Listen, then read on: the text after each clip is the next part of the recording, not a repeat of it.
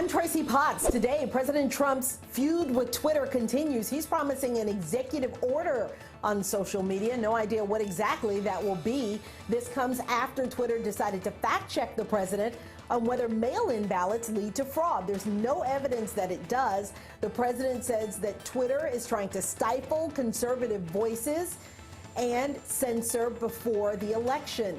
Twitter CEO overnight responding that they'll continue to fact-check the president and that his claim could mislead people into not requesting a ballot. It is safe to vote in person.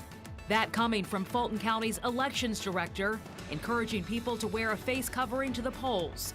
He says workers are also being given masks, gloves, and sanitizers. Nearly 600,000 people have already voted absentee for the June 9th general primary.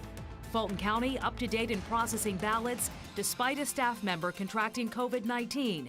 One of their workers also died from the virus. I'm Hope Ford, and the need in the community has grown. The Atlanta Community Food Bank is now distributing up to 2 million pounds of food a week. As the demand grew, the food bank looked for ways to ensure workers entering their facilities were safe. That's when a Chicago-based doctor donated a wall-mounted thermal detector to the bank. The detector screens a person's body temperature without any contact and gives off an alarm if someone has an elevated fever. The CEO of the Atlanta Community Food Bank says when they fully reopen, no one will be allowed in without first getting a temperature screening.